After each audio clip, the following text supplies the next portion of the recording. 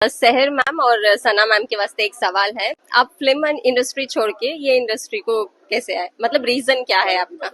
Well I think मैं हमेशा कहती हूँ कि जो भी लोग तिजारत कर सकते हैं और जिनके पास जो भी किस्म का सोच है और अगर वो खुद अपना काम कुछ कर सकते हैं तो उन्हें करना चाहिए। और जाहिर सी बात है हर इंसान हलाल कमाई का जरिया ढूंढता है। और अगर हमें वो जरिया मिल जाता है और हमें लगता है कि नहीं मैं ये सब अपने टर्म्स एंड कंडीशंस पे कर सकती हूँ, मैं घर पे रह के काम कर सकती हूँ, अगर मैं जॉब पे जा रही हूँ या ऐसा कोई काम कर रही हूँ, मैं हिजाब कर सकती हूँ, मैं नकाब कर सकती हूँ, मुझे किससे बात करना है नहीं करना है, मेरे पास ये चॉइस है, तो आई थिंक हर किसी को करना चाहिए। तो कंसिडरिंग आज मेरे पास वो चॉइस है, अगर मुझे कोई आदमी से बात नहीं करनी है तो मैं नहीं करती हूँ, लेकिन मैं एक जॉब पे जाऊंगी तो मुझे तो करना पड़ेगा ना।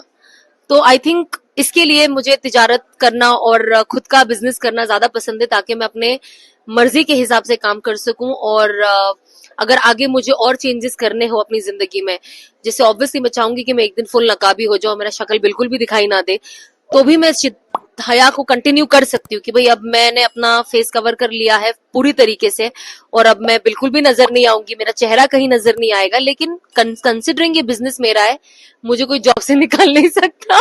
सो I think yeah that is something which is there. तो हम पहले एक हराम तिजारत में थे। Business industry is also business, कमाना, घर चलाना, अपने ख्वाहिशों को पूरा करना, जो एकदम हराम कमाई थी। तो जब आप अल्लाह की राह में निकल गए हो तो ऑफ कोर्स आपको एक हलाल कमाई कमानी है जो आपके शरीयत में हो, आप कुछ ऐसे गलत नहीं कर सकते। तो आपको बहुत कुछ सोचना है। एंड मेरा बिजनेस जो है वो है एक एग्जीबिशन का, जिसमें बहुत सारे लोगों को भी एक फायदा मिलता है कि लोग जो खरीदने आते हैं उनको भी डिस्काउंट मिलता है और जो स्टॉल्स डालते हैं उनको भी एक जरिया मिलता है हमारे थ्रू कि वो ज्यादा से ज्यादा कमाई कर सके। तो उस तरीके से मैंने सोचा कि लोगों को भी कुछ काम आऊं मैं, और कुछ ऐसा करूं कि सभी का फायदा हो, हमारा भी हो उनका भी हो।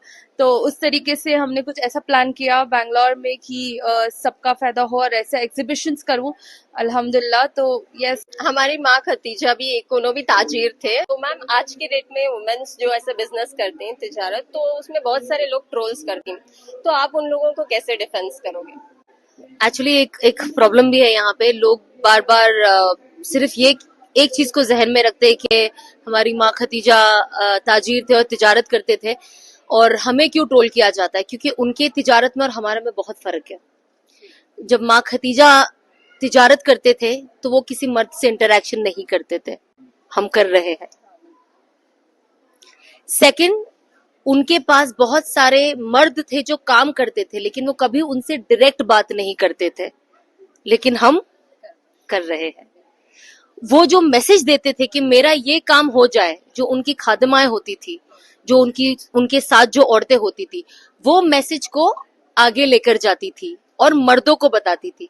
जब रसूल अल्लाह सल्लल्लाहु अलैहि वसल्लम भी जब उनके लिए जब उनका जो बिजनेस से वो एसोसिएट थे और जो उनकी चीजें लेकर जाके वो दूसरी जगह पे उसका बिजनेस करते थे, वो भी माँ खतीजा से कभी डायरेक्ट बात नहीं हुई है। अब हमको प्रॉब्लम यह है कि चीजें पता ही आधी है, तो हम आधी चीजों को लेकर आगे जाते, क्योंकि माँ खतीजा जैसी हया वाली औरत है ना, रसूलुल्लाह सल्लल्लाहु अलैहि वसल्लम की जितनी भी बीवियां थी, जितने भी हमारी अम्माएं थी, उनमें जितनी हया थी, उसका अगर 1% भी हमारे अंदर आ जाए तो बहुत बड़ी बात होगी, लेकिन हमारे अंदर ये नहीं है।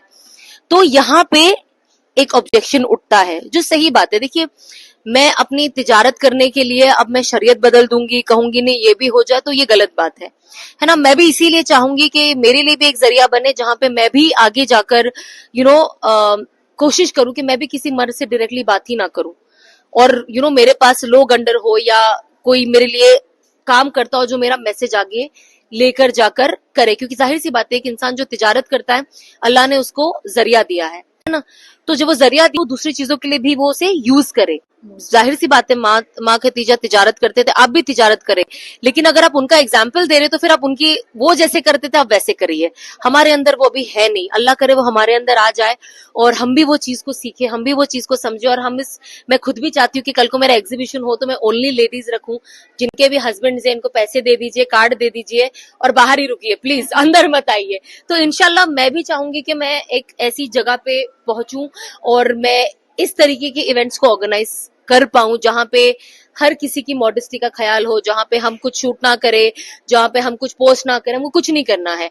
तो इंशाल्लाह मेरी भी ये नियत है। अब यू नेवर नो, इंसान नियत करे और अल्लाह से मांगे तो यू नेवर नो, किसी एक दिन कबूल हो जाए। बट देखो, नियत करना इज वेरी इंपॉर्टेंट। अगर आपके दिमाग में ये चीजें आएगी तो इंशाल्लाह आप अल्लाह से मांगोगे तो एक ना एक दिन वो चीज आपके काम में भी दिखेगी। तो बस अभी फिलहाल ये सोच है, आप दुआ करें कि अल्लाह हमसे भी ऐसा काम ले। आपको बैंगलोर कैसा लगा और आपके प्रोडक्ट्स का रिस्पॉन्स कैसे आया? वेल, बैंगलोर तो मुझे बहुत अच्छा लगा। शहर तो बैंगलोर की ही है। शहर की वजह से मुझे भी बैंगलोर में एग्जीबिशन करने का मौका मिला और ऑनलाइन हमारा सेल माशाल्लाह से होता है। And Bangalore has always been in the top 3 cities, Hyderabad, Bangalore and one more, कौन सी मुझे याद नहीं आ रहा है। Bangalore and Hyderabad has always been our top cities of shopping जो हमारे क्लाइंट्स होते हैं।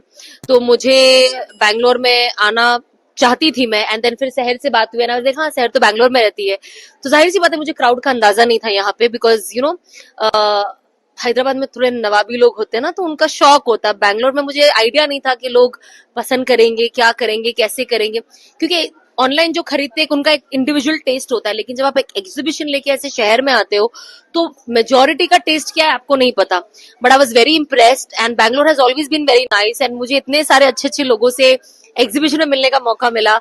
आज भी जितने लोग आए वो मेरे पहले एग्जीबिशन में भी आ चुके हैं। आज इनफैक्ट 2 औरतें कश्मीर से आई है और कल एक झारखंड से आई थी for this exhibition to meet us. So I think that itself speaks volume कि हमारा ब्रांड का, एंड माशाल्लाह से लोग खरीद रहे, लोग अबाया पहन रहे, इनफैक्ट यहाँ पे खरीद के यहीं पहन ले रहे, इतना एक्साइटेड है। तो आई थिंक ये चीज देखकर आपको बहुत मजा आता है। And of course apart from that I love Bangalore weather, I love Bangalore food and I like few people also. Bangalore biryani, biryani और इतना तेज खाते हैं। Bangalore language it's so funny but it's fun. तो मुझे बहुत अच्छा लगता है। मतलब तो थोड़ा थोड़ा बैंगलोर लैंग्वेज भी सीखने लगे हैं। हाँ, समझ में आता है खड़को वड़को क्या क्या कुछ कुछ बोलते रहती है शहर, तो मैंने 1-2 वर्ड सीखे। बट या आई एंजॉय बैंगलोर। एंड यहाँ पे अभी हमारे तो बहुत सारे, हम हज पे थे तो we had few people who were from Bangalore. हम कल भी उनके दावत पे इनफैक्ट गए थे, तो हमारे हज के साथी भी यहाँ पे है, तो बहुत मजा आता है। सो आई थिंक दैट्स हाउ आपकी फैमिली बढ़ती है, you know, you keep meeting people. आजकल तो बैंगलोर सनाबाजी का सेकंड होम हो गया है, बिकॉज ऑफ कोर्स मैं उनकी बेस्ट फ्रेंड और बहन जैसी हूँ।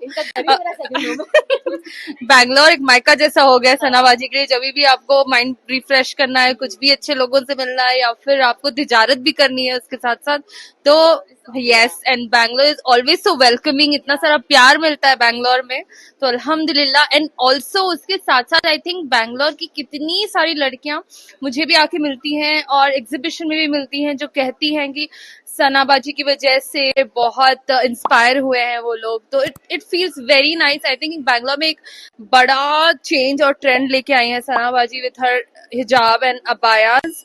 सो यस, मैं भी बहुत खुश होती हूँ उनका कलेक्शन पहन के, एंड एवरीबडी इज हैप्पी। वो देख के मुझे बहुत खुशी होती है कि हमारा यंग जनरेशन को ये इतना इंस्पायर करती है, इतने स्टाइलिश अबायाज जो वो बहुत खुशी खुशी पहनते हैं। तो it is very nice to have her always.